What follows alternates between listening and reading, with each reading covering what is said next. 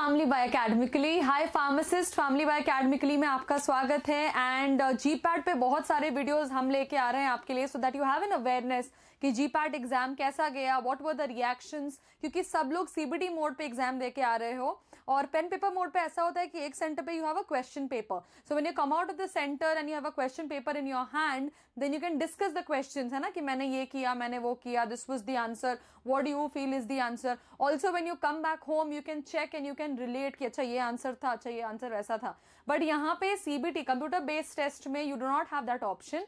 You have some recalls, कुछ चीजें याद है आपको, उस हिसाब से आप अपने हिसाब से आंसर्स या डिस्कशंस कर सकते हो, right. So this video is gonna help you out a lot, क्योंकि हम इस वीडियो में आपको बताएंगे कि बाकी स्टूडेंट्स का रिएक्शन कैसा था, पेपर का डिफिकल्टी लेवल कैसा था, right, and what will be the expected cut of the paper.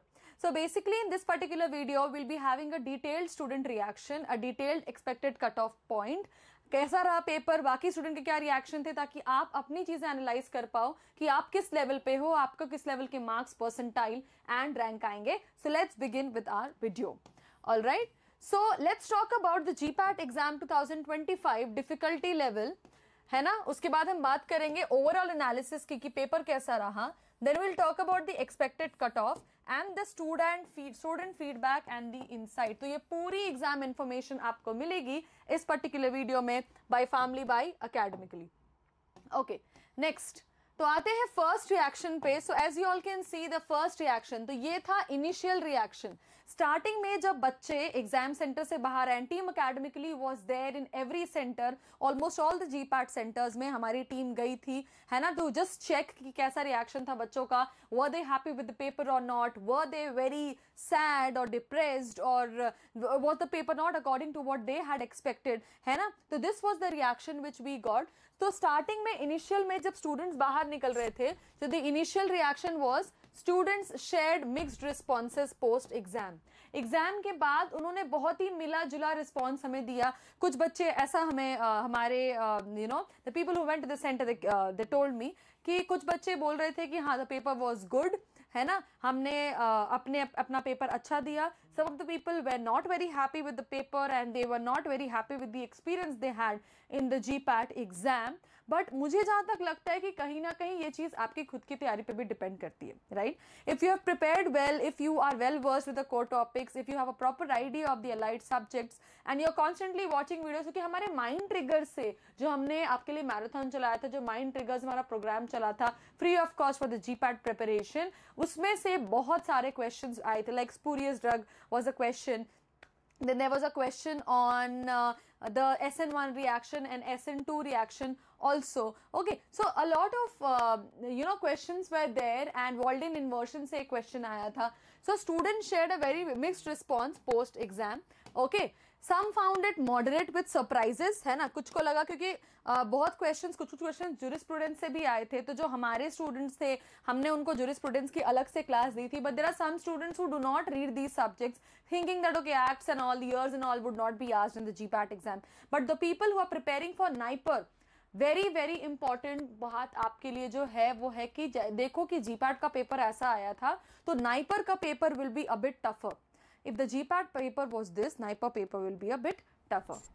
Okay, so some found it moderate with surprises, others said more conceptual and tricky. कुछ लोगों ने बोला क्योंकि SUTIX से calculations के जो questions आए थे, I was talking to some of the students, they told that they didn't have a pen and paper, so the calculator was given on the screen and it was very difficult for you to calculate. तो वो question थोड़े calculation के question, अगर मैं बोलूं तो calculation के question थोड़े ट्रिकी लगे थे. And and time management was a की चैलेंज फॉर मेनी. इवन जो मॉक्स अटेम्प्ट कर रहे थे बच्चों, उनके लिए भी टाइम मैनेजमेंट बहुत इंपॉर्टेंट है. 125 question for 3 hours.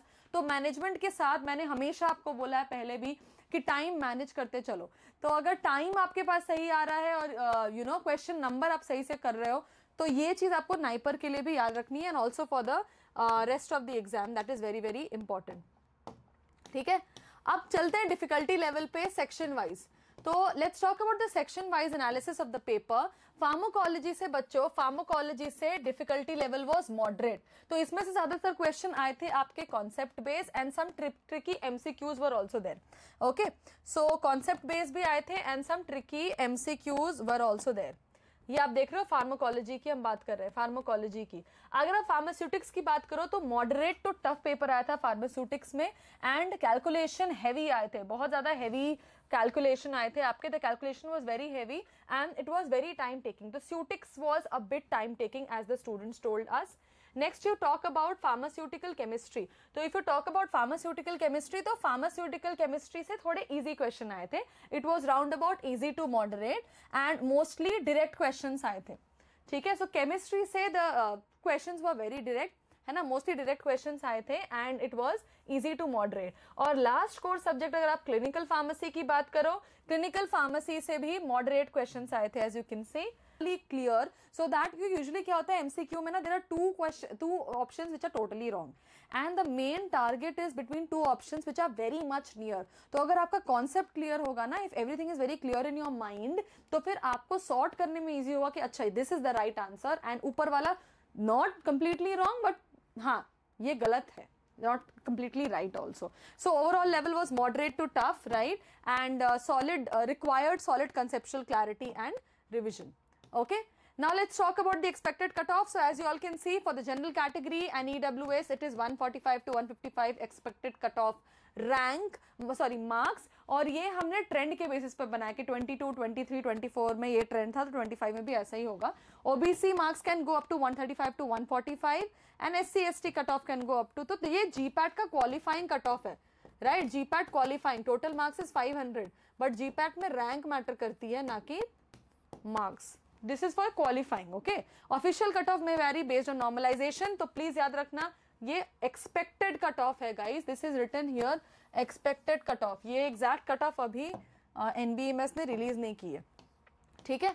Now if you talk about the final thoughts, तो GPAT 25 tested deep understanding and time management, and please stay tuned for the official answer key guys. Official answer key जैसे ही आती है, release होती है, we will be posting a video on family by Academically, and please post GPAT जितने भी exams आ रहे हैं, जितने भी नोटिफिकेशंस आ रहे हैं, आप प्लीज उस पर प्रिपेयर करना स्टार्ट कर दो। ये एग्जाम हो गया, ये एग्जाम खत्म हो गया, अब इस पे आप बस एक चीज कर सकते हो, अपने इंटरव्यूज और M.Pharm के एडमिशन पे कंसंट्रेट कर सकते हो। And as you all can see, free GPAT 2025 rank predictor tool है अकेडमिकली का, वहां पे जाके आप अकेडमिकली, आप जैसे टाइप करोगे गूगल में free GPAT 2025 rank predictor tool, आपको अकेडमिकली का ये पेज दिखेगा।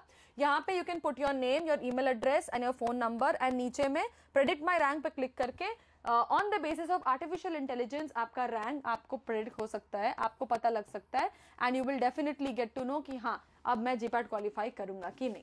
So this was the entire video about the expected cutoff, student reaction, your preparation and your GPAT rank predictor. Please like share and subscribe family by Academically, और pharmacist पढ़ाई start कर दो, और भी notifications आएंगे तो हम वो वीडियोस आपके सामने लेके आएंगे। Till then bye bye, take care.